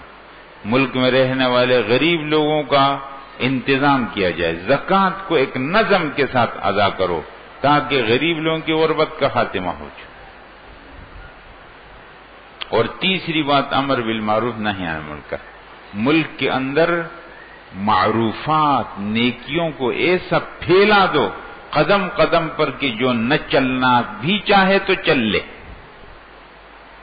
نیکیوں کو اتنا آسان بنا دو کہ کوئی آدمی چلنا چاہے تو کوئی مشکل پیش نہ آئے، اور گناہوں کے راستے ایسے روک دیے جائیں کہ کوئی چلنا بھی چاہے تو نہ چل سکے۔ کہ ہم تو اللہ کی مخلوق کی بھلائی چاہتے ہیں۔ اللہ جل جلالہ نیکیوں پر خوش ہوتے ہیں، اپنے بندے سے خوش ہوتے ہیں، اور گناہوں پر اللہ کا غضب اترتا ہے۔ ہم نہیں چاہتے کہ کسی بندے پر اللہ کا غضب اتر جائے۔ جس طرح کے بچے کو اس کی غلط ضد سے روکا جاتا ہے، وہ کتنا بھی چیخے چلائے اور لاتیں مارے، لیکن اس کو اس کی ضرورت غلط ہوگی تو نہیں پوری کی جائے گی۔ بالکل اسلامی حکومت کی ذمہ داری ہے، لوگوں کو کتنا بھی غلط چیز کا چسکا پڑ چکا ہو، لیکن اس سے ان کی اخلاق تباہ، ان کی معاشرت تباہ اور ان کا آخرت تباہ ہو رہا ہے، حکومت نے چیزوں پابندی لگا۔ اسلامی حکومت کا کتنا ایک لکیر میں اللہ نے نقشہ بیان کیا۔ اللہ کی کتاب ہے یا نہیں؟ اللہ کی کتاب میں کتنا اعجاز۔ الذین ان مکناہم، وہ جن کو ہم حکومت دیں زمین کے اندر، اقاموا الصلاۃ، قائم کرتے ہیں نماز، وآتوا الزکاۃ، اور دیتے ہیں زکوٰۃ، وامروا بالمعروف، امر بالمعروف کرتے ہیں، ونہوا عن المنکر، اور روکتے ہیں برائی سے، اور اللہ ہی کے لیے ہے انجام سب کاموں کا۔ حضرات ایک شبہ پیدا ہوتا ہے، مسلمان لوگ جہاد کریں گے تو کیا ہوگا؟ وہ تو سامنے آ گیا۔ مسلمان لوگ دنیا کے اندر اس قسم کا ماحول قائم کرنا چاہتے، نہ کسی خاندان کی والا تری، نہ کسی رنگ و نسل کی والا تری، اللہ جل جلالہ کی دین کی بالادستی۔ اور اب یہ ہے کہ اللہ ان کی مدد کریں گے، اس مدد کے اللہ نمونے بیان کرتے۔ وَإِن يُكَذِّبُوكَ، اگر یہ لوگ آپ کو جھٹلائیں، فَقَدْ كَذَّبَتْ قَبْلَهُمْ قَوْمُ نُوحٍ وَعَادٌ وَثَمُودَ، تو یقیناً جھٹلایا ان سے پہلے قوم نوح نے، عاد نے، ثمود نے، قوم ابراہیم نے، قوم لوط نے، اصحاب مدین نے، شعیب علیہ السلام کی قوم، ابراہیم علیہ السلام، لوط علیہ السلام، نوح علیہ السلام کی قومیں، اور عاد ثمود۔ وَكُذِّبَ مُوسَىٰ، اور جھٹلائے گئے موسیٰ علیہ السلام۔ فَأَمْلَيْتُ لِلْكَافِرِينَ، میں نے کافروں کو مہلت دی، ثُمَّ أَخَذْتُهُمْ، پھر ان کو پکڑا، فَكَيْفَ كَانَ نَكِيرٌ، پھر کیسے تھا میرا عذاب۔ دیکھ رہے ہیں حضرات، یعنی حق کی مخالفت میں اور اللہ کی بغاوت میں آج سے پہلے بھی کچھ لوگ پکڑے گئے ہیں، پھر میرا عذاب کیسا رہا۔ فَكَأَيٍّ مِّن قَرْيَةٍ، کتنی بستیاں ہیں جن کو ہم نے ہلاک کیا، وہ ظالم تھیں، فَهِيَ خَاوِيَةٌ عَلَىٰ عُرُوشِهَا، وہ گری پڑی ہیں اپنی چھتوں پر، وَبِئْرٍ مُّعَطَّلَةٍ، اور کتنے بیکار کنویں، وَقَصْرٍ مَّشِيدٍ، اور کتنے مضبوط محل آج دنیا کے اندر ان کی نشانیاں موجود ہیں۔ أَفَلَمْ يَسِيرُوا، کیا یہ لوگ نہیں چلے زمین کے اندر، فَتَكُونَ لَهُمْ قُلُوبٌ تو ہوتے ان کے لیے دل جس سے سمجھتے یا کان جس سے کہ یہ سنتے، فَإِنَّهَا لَا تَعْمَى الْأَبْصَارُ نابینا نہیں ہوتی آنکھیں، لیکن نابینا ہو جاتے ہیں دل، الَّتِي فِي الصُّدُورِ جو سینوں میں ہے۔ نمونے ہیں، گھوم پھر کر کے دیکھ لو۔ وَيَسْتَعْجِلُونَكَ بِالْعَذَابِ اور لوگ آپ سے جلدی مچاتے ہیں، جلدی مانگتے ہیں عذاب کو۔ وَلَن يُخْلِفَ اللَّهُ وَعْدَهُ اللہ تعالی ہرگز نہیں کریں گے اپنے وعدے کے خلاف۔ وَإِنَّ يَوْمًا عِندَ رَبِّكَ اور ایک دن تیرے رب کے پاس کَأَلْفِ سَنَةٍ جس طرح کے 1000 سال ہے، مِمَّا تَعُدُّونَ تمہاری گنتی میں۔ حضرات ادھر توجہ سے،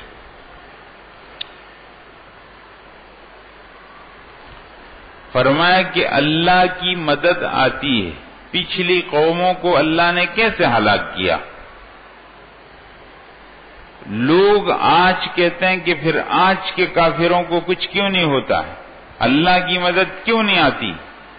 فرمایا تمہاری گنتی بہت تیز چلتی ہے، اللہ کی گنتی آہستہ چلتی ہے۔ جب تم اپنی گنتی میں 1000 سال پورے کر لیتے ہو، اللہ کی گنتی میں ایک دن ہوتا ہے۔ تم لوگ بہت جلدی جلدی مچا لیتے ہو، اللہ اس کائنات کو بہت آہستہ آہستہ تدریج کے ساتھ چلا رہے۔ اس لیے قوموں کی تقدیریں بہت جلدی جلدی نہیں بدلتی، وہ ٹائم لگتا ہے اس کو۔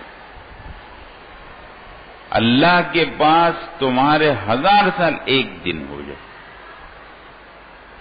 اس لیے وقت لگتا ہے اس کو۔ وَكَأَيٍّ مِّن قَرْيَةٍ کتنی بستیاں ہیں جن کو ہم نے مہلت دی، وہ ظالم تھیں پھر میں نے اس کو پکڑا۔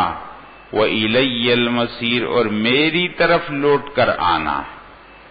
آپ کہہ دیجئے اے لوگو، یقینی بات ہے میں تمہارے لیے واضح طور پر کھلم کھلا ڈرانے والا ہوں۔ فَالَّذِينَ آمَنُوا پس جو ایمان لائے اور اچھے عمل کیے، ان کے لیے مغفرت ہے اور عزت کی روزی ہے۔ اور وہ لوگ جنہوں نے کوشش کی ہماری آیتوں میں عاجز کرنے کی، اولئک اصحاب الجحیم یہی دوزخی لوگ ہیں۔ آگے آیت حضرات یہ مشکلات میں سے غور سے دیکھنا اس کو۔ سورت کے اندر وہی چیزیں چل رہی ہیں حضرات کہ 2 فریق ہیں، کشمکش چلتی ہے، ایک لوگ باطل والے اور ایک لوگ حق والے۔ وما ارسلنا من قبلک اس سے پہلے ذکر ہے فالذین آمنوا والذین سعوا، اب ہے وما ارسلنا من قبلک نہیں بھیجا ہم نے آپ سے پہلے من رسول کوئی پیغمبر، ولا نبی نہ کوئی نبی۔ رسول اور نبی کا فرق آپ کے سامنے، جو نئی شریعت لے کر آئے رسول، اور جو مطلق جس پر وحی آ جائے وہ نبی ہو جائے۔ انبیاء کی تعداد 1,00,000 سے اوپر، رسولوں کی تعداد سینکڑوں کے اندر۔ وما ارسلنا نہیں بھیجا ہم نے آپ سے پہلے کوئی رسول نہ کوئی نبی، الا اذا تمنا بمعنی قرأ مگر جب اس نے پڑھا، القى الشیطان فی امنیتہ تو ڈال دیا شیطان نے اس کے پڑھنے کے دوران، پس اللہ تعالی مٹا دیتا ہے ان وسوسوں کو جو شیطان ڈالتا ہے، پھر اللہ مضبوط کرتا ہے اپنی آیات کو، اللہ تعالی علم والے حکمت والے۔ کیا مطلب حضرات توجہ سے، پیغمبر نے اللہ کی کتاب وحی کو پڑھا، جب اس نے پڑھا اس کے پڑھنے کے دوران شیطان نے لوگوں کے دلوں میں وسوسے ڈال دی۔ آیا ذہن میں؟ پھر اللہ نے ان وسوسوں کو صاف کیا اور اپنی آیات کو محکم کر دی۔ ایک مطلب ما ارسلنا من قبلک من رسول ولا نبی الا اذا تمنا، مگر جب اس پیغمبر نے پڑھا، قرأ پڑھا، اسی پڑھنے کے دوران القى الشیطان فی امنیتہ فی قراءتہ، شیطان نے اس کے پڑھنے کے دوران لوگوں کے دلوں میں وسوسے ڈالے کہ نا یہ بات کیسی ہے، یہ تو سمجھ میں نہیں آتی، یہ بات ٹھیک نہیں ہے، اس میں تو ہمارا فلانا نقصان ہے، وسوسے آ رہے۔ فرمایا اللہ تعالیٰ ان وسوسوں کو صاف کرتا ہے اور اپنی آیات کو محکم کرتا ہے۔ حضرات یہ بات ہے، ایک مطلب تو ہو گیا یہ، دوسرا مطلب تمنا بمعنی تمنا، ہم نے نہیں بھیجا کوئی پیغمبر آپ سے پہلے نہ کوئی نبی، مگر جب اس نے تمنا کی اپنی امت کی اصلاح کی، شیطان نے وسوسے ڈال دیے اس پیغمبر کو بھی کہ نہ یہ تو نہیں ہو سکتا۔ اس لیے حدیث شریف میں ہے کہ میرے دل پر بھی کبھی بوجھ آ جاتا، اِنَّهُ لَيُغَانُ عَلَى قَلْبِي، آپ علیہ السلام فرماتے ہیں کہ میرے دل پر بھی کبھی بوجھ آ جاتا، تو شیطان تو ہر جگہ اپنے پنکے تو مارتا۔ حدیث شریف میں کہ ہر ایک پر مسلط ہے اور اس کے ساتھ ملا دیا گیا ہے شیطان کو۔ تو سوال ہوا اللہ کے رسول آپ کے ساتھ بھی ہے؟ فرمایا ہاں، لیکن اللہ نے اس کو میرا تابع کر دی، وہ مجھے ایسی باتیں نہیں کر سکتی۔ ایک ترجمہ تو میں اس کے شر سے بچا لیا جاتا ہوں، اور دوسرے کہ نہ وہ مسلمان ہو گیا۔ رسول اللہ صلی اللہ علیہ وسلم کے ساتھ جو شیطان تھا وہ مسلمان ہو گیا۔ دوسرا ترجمہ یہ۔ حضرات یہ آیت کا ترجمہ آپ کے ذہن میں یہ مشکل آیتوں میں سے ایک آیت ہے، مشکلات القرآن آپ لوگوں کو معلوم ہونی چاہیے، اس لیے جب آتی ہے میں اشارہ کر دیتا ہوں۔ وہ آیتیں آپ کو پورے قرآن سے، سورہ بقرہ میں کون کون سی آیتیں، آل عمران میں کون سی آیتیں، ہر جگہ کون کون سی آیتیں وہ میں بتا دوں گا، آپ کے سامنے بتاتا بھی ہوں۔ ابھی گزری وَحَرَامٌ عَلَىٰ قَرْيَةٍ یہ آیت ہے، وَلَقَدْ كَتَبْنَا فِي الزَّبُورِ یہ آیت ہے۔ اسی طرح سورۃ الاحزاب میں اِنَّا عَرَضْنَا الْأَمَانَةَ عَلَى السَّمَاوَاتِ یہ آیت ہے، اور وہ میں بتا دوں گا آپ کو، سب پوری ایک فہرست بنا دیں گے کہ کون کون سی آیتیں مشکلات میں سے جس پر مفسرین نے پھر اس کو حل کیا ہے، فوراً وہ آیت سمجھ میں نہیں آتی۔ ایک یہ آیت بھی، اس لیے اس آیت کی تشریح میں بعض مفسرین نے ایسی باتیں کر دی جو ٹھیک نہیں۔ مثلا بعض نے کہا کہ تمنا بمعنی قراءہ ہے، ہم نے نہیں بھیجا آپ سے پہلے کوئی رسول نہ کوئی نبی، مگر جب اس نے پڑھا، حضرات توجہ سے، مگر جب اس پیغمبر نے پڑھا، القى الشیطان، بیچ میں باتیں ڈال دی شیطان نے اس کے پڑھنے کے دوران، یعنی پیغمبر پڑھ رہا تھا، بیچ میں شیطان نے آواز ملا دی، لوگوں کے پاس وہ اللہ کی کتاب ایسی گئی کہ بیچ میں کچھ شیطان کی بات خلط ہو۔ اور پھر اس پر ایک قصہ ہے، رسول اللہ صلی اللہ علیہ وسلم سورۃ النجم پڑھ رہے تھے اور آپ نے یہ آیت پڑھی، افرأیتم اللات والعزى ومناة الثالثة الأخرى تلك اذا قسمۃ، یہ جو افرأیتم اللات والعزى ومناة الثالثة الأخرى ألکم الذکر وله الأنثى تلك اذا قسمۃ ضیزى، یہ آیتیں آپ پڑھ رہے تھے، کہتے بیچ کے اندر جب آپ نے فرمایا افرأیتم اللات والعزى ومناة الثالثة الأخرى، تو کہتے ہیں بیچ میں شیطان نے ملا دیا تلک الغرانیق العلا وإن شفاعتهن لترتجى، یہ اللہ کے پاس مقدس چیزیں ہیں اور ان کی شفاعت کی امید ہے۔ کہتے ہیں جب لوگوں نے سنا تو خوش ہو گئے، کہا یہی تو جھگڑا تھا، آج تو مان لیا انہوں نے، اور پھر وہ سب لوگ سجدے میں بھی گر گئے۔ یہ قصہ خالص موضوع قصہ، کتابوں میں اگرچہ لیکن موضوع ہے۔ ہر چیز کتاب میں آ جائے تو اس کے مطلب نہیں ہوتے کہ وہ ٹھیک بھی ہوتی، کتابوں میں بہت سی باتیں ملا بھی دی جاتی۔ تو یہ موضوع قصہ ہے، پیغمبر کی تبلیغ میں شیطان مداخلت کر نہیں سکتا کہ اس کی زبان سے ایسی بات نکل جائے۔ اس لیے آج مشکلات کے ٹھیک ترجمہ میں نے آپ کے سامنے کیا تھا حضرات، کیا پیغمبر نے پڑھا، شیطان نے اس کے درمیان اپنی بات نہیں ملائی، یہ قدرت اس کو نہیں ہے، شیطان نے لوگوں کے ذہنوں میں وسوسے ڈالے اس وحی کے بارے میں، پھر اللہ نے لوگوں کے ذہنوں کو صاف کر دیا، اپنی آیات کو محکم کر دیا۔ یہ جب ہے جب ہم تمنا کا ترجمہ کیا کریں؟ قرأ، تمنا کتاب اللہ اول لیلۃ، تمنا داود الزبور علی الرسل، تمنا کتاب اللہ اول لیلۃ، تمنی داود الزبوری علی الرسل، شاعر کہتا اس نے رات کے پہلے حصے میں اللہ کی کتاب کو پڑھا جس طرح کہ داؤد علیہ السلام زبور کو ٹھیر ٹھیر کر پڑھتے تھے۔ تمنا بمعنی قرأ، اور دوسرا معنی کہ تمنا بمعنی تمنا کی، یعنی پیغمبر نے تمنا کی، اپنی امت کی اصلاح کی، شیطان نے اس پیغمبر کو یہ بات وسوسے ڈالنے کی کوشش کی کہ نہ ایسا تو نہیں ہو سکتا ہے، اللہ نے اپنی آیت کو محکم کیا، شیطان کے وسوسے ختم۔ یہ دو ٹھیک مطلب ہیں۔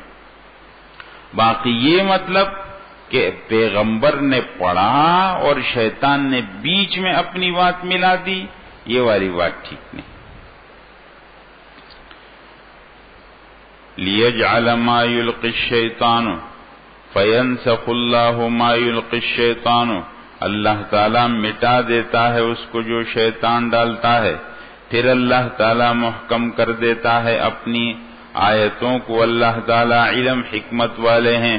لِيَجْعَلَ مَا يُلْقِي الشَّيْطَانُ، تاکہ بنا دے اللہ تعالیٰ اس کو جو وسوسے ڈالتا ہے شیطان، فِتْنَةً لِلَّذِينَ، آزمائش ان لوگوں کے لیے جن کی دلوں میں مرض ہے، وَالْقَاسِيَةِ قُلُوبُهُمْ، اور جن کے دل سخت ہیں، اور بے شک ظالم لوگ دور کی ضد کے میں پڑے ہوئے ہیں، اور تاکہ جان لے وہ لوگ جن کو دیا گیا ہے علم، انہ الحق، کہ یہ حق ہے ان تیرے رب کی طرف سے، فَيُؤْمِنُوا بِهِ، تو اس پر ایمان لے آئیں، وَتُخْبِتَ لَهُ قُلُوبُهُمْ، تو جھک جائیں اس کے لیے ان کے دل، وَإِنَّ اللَّهَ لَهَادِ الَّذِينَ آمَنُوا، بے شک اللہ تعالی ہدایت کرنے والے ہیں ان کو جو ایمان لائے صراط مستقیم کی طرف۔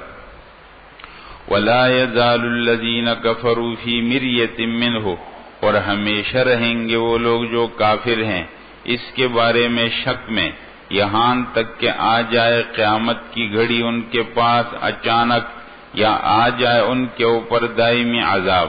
الملک یومئذ للہ، آج کے دن حکومت ایک اللہ کے لیے، اللہ فیصلہ کریں گے ان کے درمیان۔ پس جو ایمان لائے اور اچھے عمل کیے وہ نعمتوں کے باغوں میں ہوں گے، اور وہ لوگ جنہوں نے کفر کیا اور جھٹلایا ہماری آیتوں کو، ایسے لوگوں کے لیے ذلیل رسوا کرنے والا عذاب ہے۔ حضرات، یہاں تک جہاد کا مضمون چلا کہ مسلمان لوگ جہاد کرتے ہیں تو اسباب کیا بنتے ہیں، کن لوگوں کے خلاف یہ ہوتا ہے، اور جب جہاد کے نتیجے میں ایک اسلامی حکومت بنتی ہے تو اس کا نظام کیا ہوتا ہے، اور اللہ ایمان والوں کی مدد کرتے ہیں تو اس کا نمونہ کیا ہے۔ اب ہے ذکر ہجرت کا۔